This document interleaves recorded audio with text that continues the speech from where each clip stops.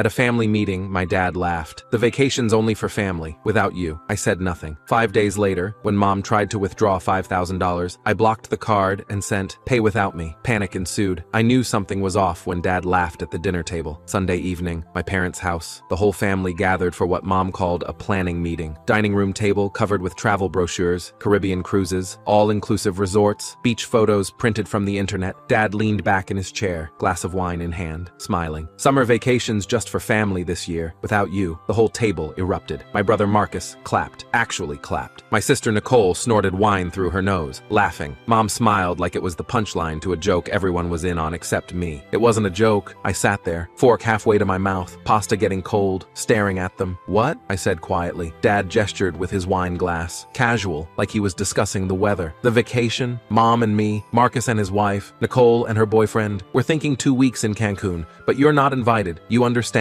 I didn't understand. Why? Because, mom said, dabbing her mouth with a napkin, you've made it clear you don't value family time, so we're taking a real family trip. The people who actually care. My brother raised his glass. To family who show up. They all clinked glasses, laughing, drinking, moving on to discuss resort amenities. I sat there, silent, trying to process, trying to understand what I'd done to deserve this. 3 weeks earlier, I'd taken a weekend trip to Colorado with my girlfriend Emily, just the two of us, Thursday through Sunday, 4 days. We'd been planning it for months. Hiking, camping, cheap beer around a campfire, quiet time away from work, away from stress, away from family. I hadn't invited my parents because it wasn't their trip. It was ours, Emily and me. Couples weekend. Normal thing that normal couples do, but they found out from Instagram. Emily had posted a photo. Mountains, sunset, me with my arm around her. Caption, best weekend. Within 2 days, my sister called me selfish. My brother sent a long text about how I'd changed, how I used to value family, how I was different now, distant. Mom dropped the guilt bomb in a voicemail. We've always been there for you. Every birthday, every holiday, every crisis. But you run away like we don't exist, like we're nothing to you. I'd tried to explain. It was just a weekend, just a trip. I'd see them at the next family dinner. Nothing had changed, but apparently everything had changed. I'd thought this Sunday barbecue was mom's peace offering,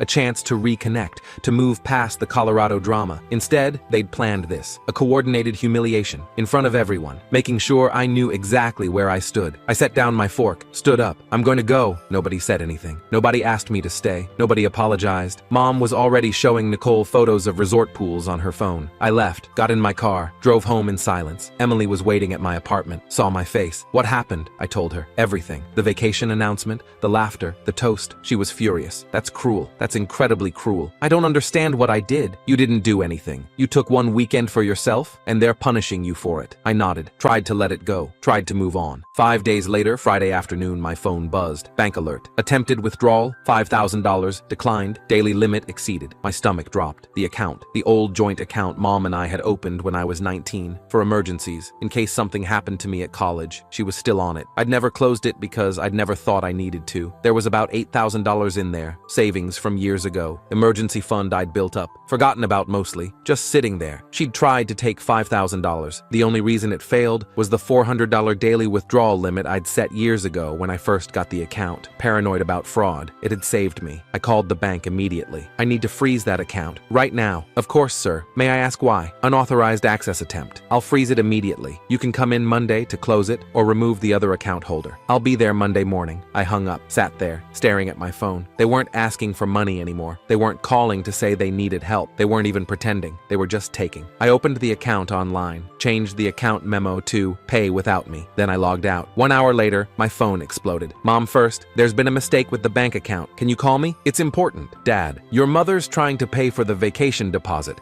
The account isn't working. Fix it. Marcus, dude, seriously? You're blocking Mom from the account over a stupid argument? Nicole, series of laughing emojis. Then a screenshot. The declined transaction showing $5,000 withdrawal attempt. Caption, when your tantrum affects the whole family, I replied to the group chat. One word. Okay. Then I muted it. But I didn't stop there. I started planning. I opened my laptop, went through every account, every connection, every shared access point, removed Mom and Dad from my emergency contacts at work, removed them from my medical records, removed them from my insurance beneficiaries, removed them from everything, changed every password, email, bank, social media, everything, made them all different, made them all complex, closed the joint account entirely online, transferred the funds to a new account at a different bank, one they didn't know about, called my apartment complex. I need to update my authorized visitor list, remove these 3 names, gave them Mom, Dad, Marcus, Nicole, Nicole, all of them. None of them could access my building anymore without me buzzing them in. 3 days later, Tuesday evening, I came home from work around 6. My apartment door was unlocked. I always locked it. Always. Paranoid habit from living in the city. I pushed it open slowly, cautiously. My parents were inside, sitting in my living room like they owned the place. Dad was flipping through my photo albums, the old printed ones from college, my private things. Mom had brought an overnight bag, like she'd planned to stay. It was sitting by the couch. My sister Nicole was sprawled on my couch, shoes kicked off, feet on my coffee table, scrolling her phone, eating my snacks. "What the hell?" I said. Mom stood up, smiled, sweet, fake. "We needed to talk. You weren't answering your phone, so we let ourselves in." Emily appeared behind me. She'd driven over separately, walking up just as I opened the door. "You broke into his apartment," she said. Not a question, a statement. Mom gave her an icy look, cold, dismissive. "This is family business, private. It doesn't concern you." Dad set down my photo album, looked at Emily. "This is your fault. He wasn't like this before you. You've changed him, poisoned him against his own family." Nicole laughed. "He's being such a flake. It's embarrassing." "How did you get in?" I asked. Mom smiled. "I kept a copy of your key from when you first moved in, just in case. Mother's intuition. You need to leave. Right now. We're not leaving until we settle this," Dad said, standing up. Voice, firm, authoritative. The voice he used when I was a child and he was laying down the law. "You embarrassed us. You blocked the account. You're acting like a child and you owe us." "Owe you what?" "A vacation. Compensation for abandoning us, for choosing her," he pointed at Emily, "over your own family. Get out of my apartment." Mom's face hardened, sweet mask dropping. "You're making a huge mistake. Get out." They left slowly, dramatically, making a show of it. Dad grabbing his jacket, Mom picking up her bag, Nicole putting her shoes back on with exaggerated movements. At the door, Mom turned, looked right at me. "You're going to regret this. You have no idea what you've just done." The door closed. Emily immediately locked it. Deadbolt, chain. "That was insane," she said. "They kept a key. They broke in. That's illegal." I called the landlord that night. "Someone entered my apartment without permission today. I need the locks changed. Tomorrow if possible." "Was it a break-in? Should I call the police?" "It was my parents. But yes, I don't want them to have access anymore. I'll have maintenance change the locks first thing tomorrow morning." That night, lying in bed, I couldn't sleep, my mind racing, trying to figure out what to do, how to protect myself, how to stop this from escalating. Then I thought of someone I hadn't spoken to in years, my Aunt Denise, Mom's younger sister, the family black sheep. The one Mom called unstable, the one Dad called toxic, the one who'd been cut off from family events years ago after some argument I'd never fully understood. I'd always liked her. She'd been kind to me as a kid. Funny, real in a way the rest of the family wasn't. I found her number, old contact I'd never deleted. Sent a text at 2 a.m. "Aunt Denise, this is your nephew. I think we need to talk about Mom and Dad." Response came 30 seconds later, like she'd been waiting. "I've been wondering when you'd figure it out. Coffee tomorrow?" We met at a diner Wednesday morning. She brought a folder, manila, thick. "Your mother's been manipulating people for years," she said. No preamble, no small talk, just straight to it. "You're not the first, won't be the last, unless someone stops her." She opened the folder. Bank statements, emails, receipts, everything organized, dated, highlighted. "They borrowed $10,000 from me in 2019. Said it was for emergency roof repairs. I saw the damage myself. Believed them. Transferred the money." She showed me a photo. Their house. Roof perfectly fine. 2 weeks later, they posted vacation photos from a cruise. 7 days in the Caribbean. Premium cabin, all-inclusive. Costs about $10,000 for 4 people. More photos. Mom and Dad, Marcus and Nicole, on a ship, beaches, drinks. All the photos I remembered seeing. The trip they said they'd saved forever for. They never paid me back. When I asked about it, they said I'd given it as a gift. That I was trying to hold it over them. "Your mother stopped speaking to me. Told the whole family I was unstable. Vindictive. Making things up." I stared at the evidence. Processing. "I have more," she said. "If you want it. I want all of it." We spent 3 hours building a case, going through everything. She had years of documentation, text messages asking for grocery money with vacation photos posted the same week. Venmo requests labeled textbooks for Nicole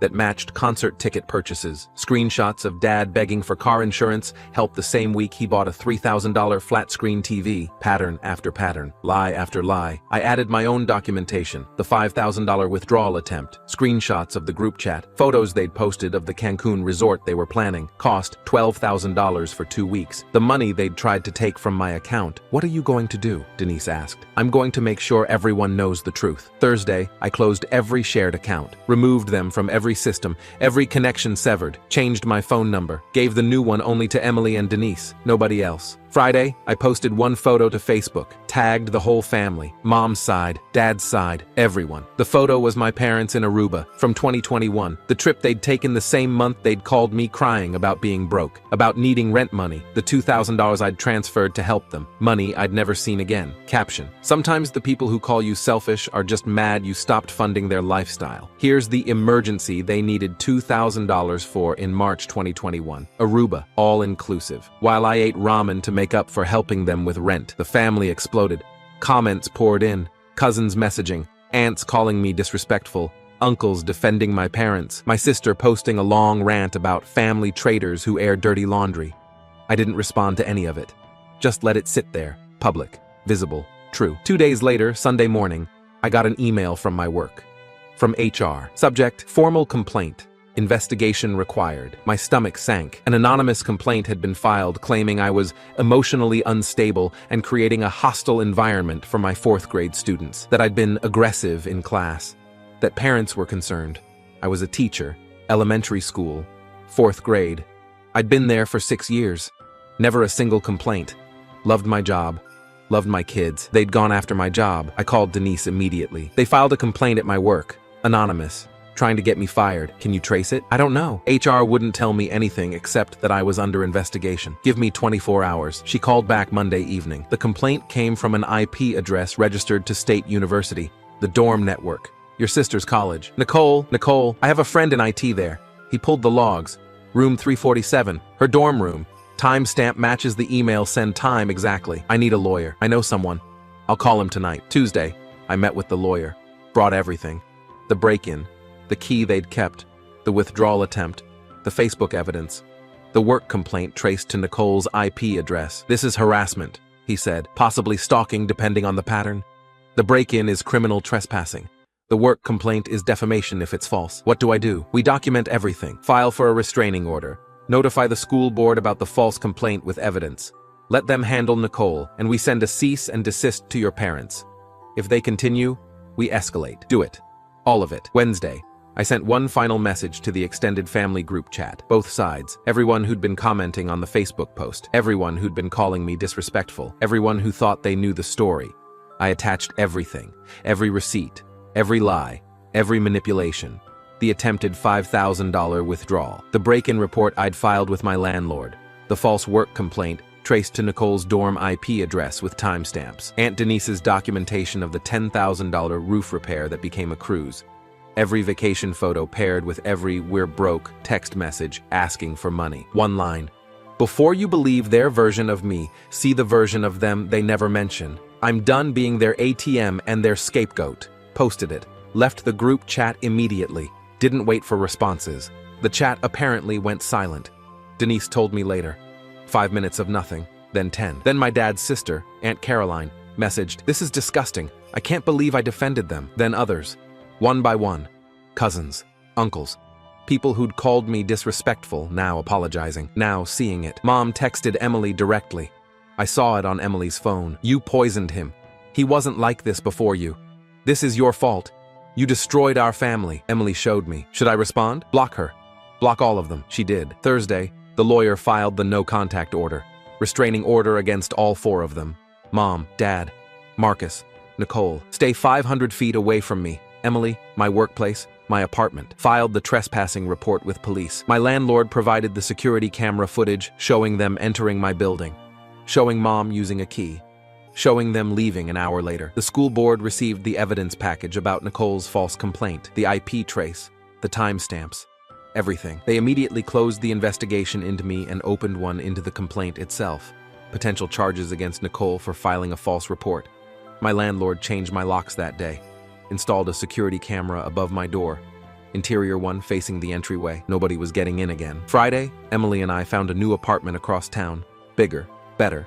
2 bedrooms. Office space for her. Clean break from everything. Signed the lease. Put down deposit. Move-in date. 2 weeks. I deleted the family group chat. Blocked every number, every social media account, every connection. Started sleeping through the night again for the first time in weeks. 2 months later, mid-September, my phone buzzed. Unknown number. I almost deleted it automatically. Then I saw the preview. "Please, we need to talk. This has gone too far. Mom." New number somehow. Last attempt. I stared at it for 30 seconds. then blocked the number without reading the full message, deleted it,